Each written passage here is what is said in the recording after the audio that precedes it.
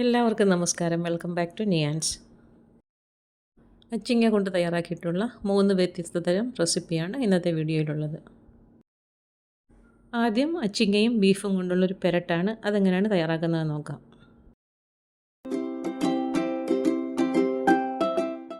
അപ്പോൾ ഇത് തയ്യാറാക്കുന്നതിന് വേണ്ടി ഇത്രത്തോളം നീളൻ പയറെടുത്തിട്ടുണ്ട്.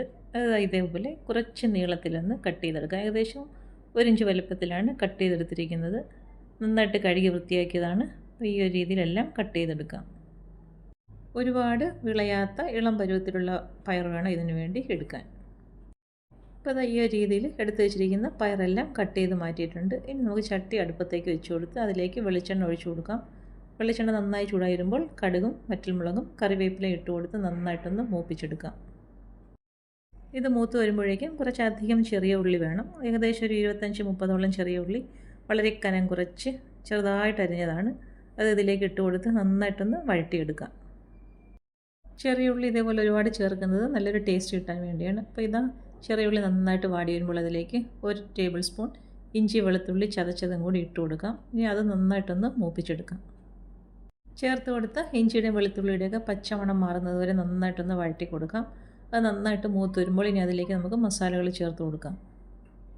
അപ്പോൾ അതെല്ലാം നന്നായിട്ട് വഴണ്ട് കിട്ടിയിട്ടുണ്ട്. ഈ സമയത്ത് ഇതിലേക്ക് 1 ടീസ്പൂൺ മുളക് പൊടിയും 1 ടീസ്പൂൺ മല്ലിപ്പൊടിയും 1/4 ടീസ്പൂണോളം മഞ്ഞൾപ്പൊടിയും 1/2 ടീസ്പൂൺ ഗരം മസാലയും 1 ടീസ്പൂൺ കാശ്മീരി മുളക് പൊടിയും കൂടി ചേർത്ത് കൊടുക്കാം. ഇനി ചേർത്ത് കൊടുത്ത മസാലയുടെയൊക്കെ പച്ചമണം മാറുന്നത് വരെ നന്നായിട്ടൊന്ന് മൂപ്പിച്ചെടുക്കാം. ഫ്ലെയിം സിമ്മിലാക്കി കൊടുത്ത് ചേർത്ത് കൊടുത്ത മസാലയുടെയൊക്കെ പച്ചമണം മാറുന്നത് വരെ നന്നായിട്ട് മൂപ്പിച്ചെടുക്കാം. അതിനുശേഷം ഈ ഒരു വലിപ്പത്തിലുള്ള തക്കാളി എടുത്ത് വെച്ചിട്ടുണ്ട്. അതൊന്ന് അരിഞ്ഞ് ഇതിലേക്ക് ചേർത്ത് കൊടുക്കാം. തക്കാളിയും ചേർത്ത് കൊടുത്ത് നന്നായിട്ടൊന്ന് വഴറ്റി കൊടുത്തതിന് ശേഷം മൂടി വെച്ച് തക്കാളി വേകുന്നത് വരെ ഒന്ന് വെയിറ്റ് ചെയ്യാം. അപ്പോൾ തക്കാളി നന്നായിട്ട് വെന്ത് വന്നിട്ടുണ്ട്. ഇനി സ്പൂൺ ഉപയോഗിച്ച് ചേർത്ത് കൊടുത്ത് തക്കാളി നന്നായിട്ടൊന്ന് ഉടച്ചെടുക്കാം. തക്കാളി ഇട്ട് കൊടുത്ത് 2 മിനിറ്റോളം വെയിറ്റ് ചെയ്താൽ മതിയാകും. തക്കാളി നന്നായിട്ട് വെന്ത് കിട്ടും. ഇതുപോലെ ഉടച്ചതിന് ശേഷം ഇനി നമുക്കിതിലേക്ക് പയർ ചേർത്ത് കൊടുക്കാം. പയർ ഇതിലേക്ക് ഇട്ട് കൊടുത്തതിന് ശേഷം ആവശ്യത്തിനുള്ള ഉപ്പും കൂടി ചേർത്ത് കൊടുക്കാം. എന്നിട്ട് മസാലയൊക്കെ നന്നായിട്ട് പയറിൽ പിടിക്കത്തക്ക രീതിയിൽ നല്ലതുപോലെ ഒന്ന് മിക്സ് ചെയ്ത് കൊടുക്കാം. ഇതേപോലെ മസാല നന്നായിട്ട് യോജിപ്പിച്ചതിന് ശേഷം ഇനി ഇതിലേക്ക് ചേർത്ത് കൊടുക്കേണ്ടത് ചൂടുവെള്ളമാണ്. ഏകദേശം 1/2 കപ്പോളം ചൂടുവെള്ളം ഇതിലേക്ക് ഒഴിച്ചു കൊടുക്കാം. ചൂടുവെള്ളം തന്നെ ഇതിലേക്ക് ചേർത്ത് കൊടുക്കണം. അപ്പോൾ വെള്ളവും ചേർത്ത് കൊടുത്ത് നന്നായിട്ടൊന്ന് മിക്സ് ചെയ്ത് കൊടുക്കാം. അപ്പോൾ പയറിന് കുറച്ച് വേവുള്ളതാണല്ലോ. പയറൊന്ന് വെന്ത് കിട്ടാൻ വേണ്ടിയാണ് വെള്ളം ചേർത്ത് കൊടുക്കുന്നത്. ഇനി ഇതേപോലെ ഒന്ന് ഒതുക്കി മൂടി വയ്ക്കാം. മൂടി വെച്ച് പയർ വേകുന്നത് വരെ ഒന്ന് വെയിറ്റ് ചെയ്യാം.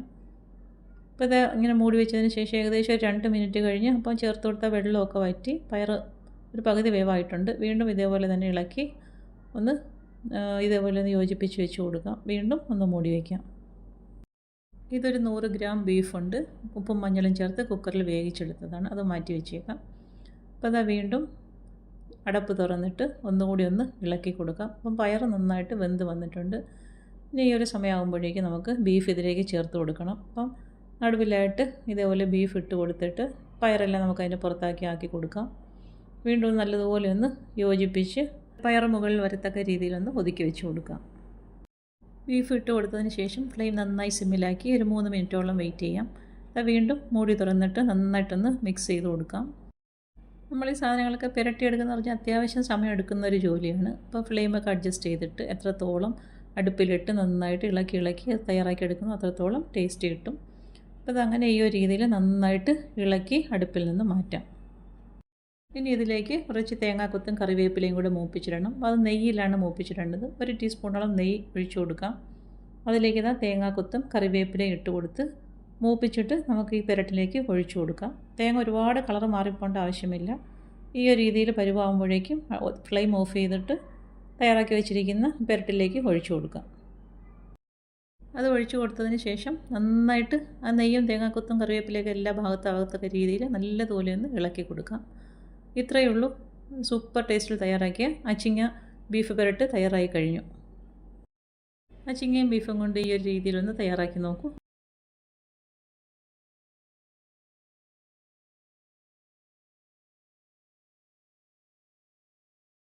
അടുത്തത് അച്ചിങ്ങയും മത്തങ്ങയും കൂടിയുള്ള ഉടച്ചു കറിയാണ്. ഇതെങ്ങനെയാണ് തയ്യാറാക്കുന്നത് നോക്കാം. ഇത് തയ്യാറാക്കുന്നതിന് വേണ്ടി ഒരു വലിയ കഷ്ണം മത്തങ്ങ എടുത്തിട്ടുണ്ട്. അത് തൊലിയെല്ലാം കളഞ്ഞ് നല്ലതുപോലെ ക്ലീൻ ചെയ്തൊന്ന് കട്ട് ചെയ്തെടുക്കാം. മത്തങ്ങ ഇതിന് വേണ്ടി എടുക്കുമ്പോൾ ഒരുപാട് വിളയാത്ത നല്ല നാടൻ മത്തങ്ങ നോക്കി എടുക്കാം. അപ്പോൾ അതാകുമ്പോൾ കറിക്ക് നല്ലൊരു ടേസ്റ്റ് ആയിരിക്കും. ഒരുപാട് ഗുണങ്ങളുള്ള ഒരു പച്ചക്കറിയാണ് മത്തങ്ങ. വയറിനൊക്കെ നല്ലതാണ്. അതുപോലെ ദഹനമൊക്കെ പെട്ടെന്ന് തന്നെ നടക്കും. തൊലിയെല്ലാം കളഞ്ഞ് അത്യാവശ്യം വലിപ്പമുള്ള ഓരോ പീസസ് ആയിട്ട് നമുക്കിതിനെ കട്ട് ചെയ്തെടുക്കാം. കുക്കറിലേക്ക് ഇട്ട് കൊടുക്കുന്നത് കൊണ്ട് തന്നെ ഒരുപാട് ചെറുതായിട്ട് കട്ട് ചെയ്യേണ്ട ആവശ്യമൊന്നുമില്ല. അപ്പോൾ അതെല്ലാം കട്ട് ചെയ്തെടുത്തിട്ടുണ്ട്. നമ്മൾ കഴുകി തന്നെ കട്ട് ചെയ്തതാണ്. ഇനി കുക്കറിലേക്ക് ഇട്ട് കൊടുക്കാം. ഇനി ഇത് അരക്കപ്പോളം പൊളിച്ചെടുത്ത അച്ചിങ്ങയുണ്ട്. ഇതിൽ കുറച്ചൊക്കെ നമുക്ക് ഒടിച്ചെടുക്കുന്ന പരുവത്തിലുള്ളതുണ്ടായിരുന്നു. അത് ഒടിച്ചിട്ടിട്ടുണ്ട്. കഴുകി വൃത്തിയാക്കി നേരത്തെ കുക്കറിലിട്ട് വെച്ചിരിക്കുന്ന മത്തങ്ങയുടെ കൂടെ ഇതും കൂടി ചേർത്ത് കൊടുക്കാം. ഇനി ഇതിലേക്ക് ആവശ്യത്തിനുള്ള ഉപ്പ് ചേർത്ത് കൊടുക്കാം. പിന്നീട് വേകാൻ ആവശ്യമായ ഇത് കഷ്ണങ്ങളെല്ലാം മുങ്ങിക്കിടക്കത്തക്ക രീതിയിലുള്ള വെള്ളവും കൂടി ചേർത്ത് കൊടുക്കാം.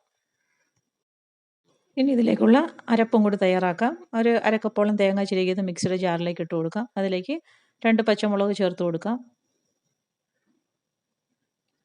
1/4 ടീസ്പൂൺ ജീരകം ചേർത്ത് കൊടുക്കാം. 1/4 ടീസ്പൂൺ മഞ്ഞൾപ്പൊടിയും 3 അല്ലി വെളുത്തുള്ളിയും കൂടി ചേർത്ത് കൊടുത്ത് ഒന്ന് ചതച്ചെടുക്കാം. ഇനി ചതച്ചെടുത്ത അരപ്പ് ഇതിലേക്ക് ചേർത്ത് കൊടുക്കാം. തേങ്ങയൊക്കെ ചേർത്ത് കൊടുക്കുമ്പോൾ അത്യാവശ്യം കുറച്ചധികം തേങ്ങ ചേർത്ത് കൊടുത്തോളൂ. അപ്പോൾ കറിക്ക് നല്ല ടേസ്റ്റ് ആയിരിക്കും. അരപ്പും ചേർത്ത് കൊടുത്ത് ഇനി നല്ല രീതിയിലൊന്ന് മിക്സ് ചെയ്ത് കൊടുക്കാം. ഇനി മൂടി വെച്ച് ഒരു വിസിൽ കേൾക്കുമ്പോഴത്തേക്കും തീ നമുക്ക് ഓഫ് ചെയ്യാം. ഇപ്പോൾ അതാ ഒരു വിസിൽ കേട്ടു. പ്രഷറൊക്കെ നല്ലതുപോലെ പോയിട്ടുണ്ട്. ഇനി നമുക്ക് കുക്കർ ഒന്ന് തുറന്ന് നോക്കാം. അച്ചിങ്ങയും മത്തങ്ങയൊക്കെ നല്ല രീതിയിൽ വെന്ത് കിട്ടിയിട്ടുണ്ട്. ഇനി നല്ലതുപോലെ സ്പൂൺ ഉപയോഗിച്ചൊന്ന് ഉടച്ചു കൊടുക്കാം. ഇതേപോലെ നല്ല രീതിയിൽ ഉടച്ചെടുത്തതിന് ശേഷം കുറച്ച് ചെറിയ ഉള്ളിയും കടുകും കറിവേപ്പിലയും വറ്റൽമുളകും എല്ലാം കൂടി മൂപ്പിച്ച് ഇതിലേക്ക് ഒഴിച്ചു കൊടുക്കാം. താളിച്ചതും കൂടി ഒഴിച്ചു കൊടുത്തതിന് ശേഷം നല്ല രീതിയിലൊന്ന് മിക്സ് ചെയ്ത് കൊടുക്കാം. അപ്പോൾ ഇത്രയേ ഉള്ളൂ സൂപ്പർ ടേസ്റ്റിലുള്ള മത്തങ്ങ അച്ചിങ്ങ കറി. അപ്പോൾ ഈ ഒരു രീതിയിൽ എല്ലാവരും ഒന്ന് ട്രൈ ചെയ്ത് നോക്കൂ. കുട്ടികൾക്കൊക്കെ ഈ ഒരു രീതിയിലൊന്ന് കറി വെച്ച് കൊടുത്തു നോക്കൂ. ഉറപ്പായിട്ടും ഇഷ്ടപ്പെടും. ഇത് കഞ്ഞിയുടെ കൂടെയും ചോറിൻ്റെ കൂടെയൊക്കെ കഴിക്കാൻ പറ്റിയ നല്ലൊരു സൈഡ് ഡിഷാണ്. ഈ ഒരു രീതിയിലൊന്ന് തയ്യാറാക്കി നോക്കൂ. അടുത്തത് അച്ചിങ്ങ കൊണ്ട് തയ്യാറാക്കിയ ഒരു സ്നാക്കാണ്. ഇതെങ്ങനെയാണ് തയ്യാറാക്കുന്നതെന്ന് നോക്കാം. ഇത് തയ്യാറാക്കുന്നതിന് വേണ്ടി നന്നായി കഴുകി വൃത്തിയാക്കി എത്രത്തോളം പയറെടുത്തിട്ടുണ്ട്. അതിനെ ഇനിയൊന്ന് കട്ട് ചെയ്തെടുക്കണം. അപ്പോൾ ഈ ഒരു വലിപ്പത്തിൽ കട്ട് ചെയ്തെടുക്കാം. നന്നായി കഴുകി വൃത്തിയാക്കിയതിന് ശേഷം ഈ ഒരു വലിപ്പത്തിൽ ഇതിനെ നമുക്ക് കട്ട് ചെയ്ത് മാറ്റാം. ഇനി ഇതിനെ ഒന്ന് ആവി കയറ്റിയെടുക്കണം. അതിനുവേണ്ടി സ്റ്റീമറിലേക്ക് വെച്ച് കൊടുത്ത് 2 മിനിറ്റ് ഒന്ന് ആവി കയറ്റിയെടുക്കാം. അപ്പോൾ ഇത് പയറിൻ്റെ അകമൊക്കെ നന്നായിട്ട് വെന്ത് വന്നിട്ടുണ്ട്.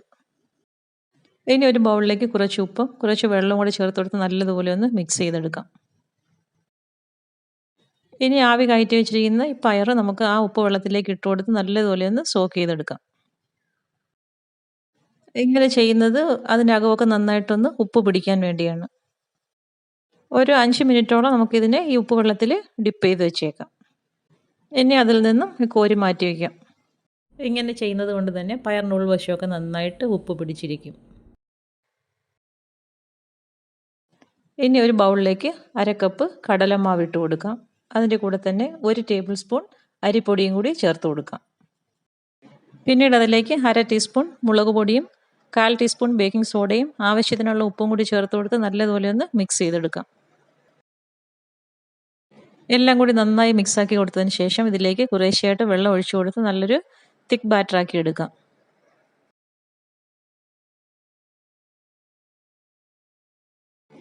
ഒരുപാട് ലൂസായി പോകാതെ കുറേശ്ശെയായിട്ട് വെള്ളം ഒഴിച്ചു കൊടുക്കണം.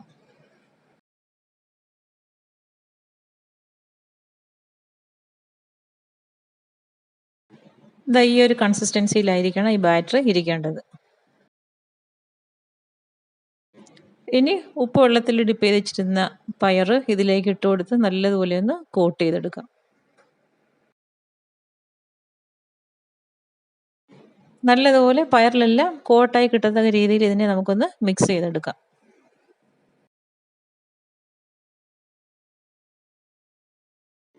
ഇനി ചൂടായി കിടക്കുന്ന എണ്ണയിലേക്ക് ഇട്ട് കൊടുത്ത് നല്ലതുപോലെ ഒന്ന് വറുത്ത് കോരിയെടുക്കാം. ഇട്ട് കൊടുക്കുന്ന സമയത്ത് ഇങ്ങനെ കൂടി കിടന്നാലും കുഴപ്പമില്ല. നന്നായിട്ട് വറുത്ത് കോരി എടുക്കുന്ന സമയത്ത് നമുക്കിതിനെ സെപ്പറേറ്റ് ചെയ്തെടുക്കാം. നല്ല ഗോൾഡൻ കളറാകുമ്പോഴേക്കും എണ്ണയിൽ നിന്നും കോരി മാറ്റാം. ഈ പയർ കൊണ്ട് തയ്യാറാക്കിയിട്ടുള്ള വിഭവങ്ങളിൽ വെച്ച് ഏറ്റവും നല്ലൊരു ഐറ്റമാണ്. ഇതെല്ലാവരും ഒന്ന് ട്രൈ ചെയ്ത് നോക്കൂ. ബാലൻസ് ഉള്ളതെല്ലാം ഇതേപോലെ തന്നെ നമുക്ക് വറുത്ത് കോരിയെടുക്കാം.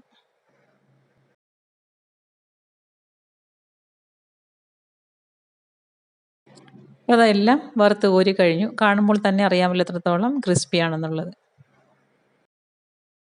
കാണാൻ ഭംഗിക്ക് വേണ്ടി 2-3 പച്ചമുളകും കുറച്ച് കറിവേപ്പിലയും കൂടി വറുത്തതിന് മുകളിലേക്ക് ഇട്ട് കൊടുക്കാം.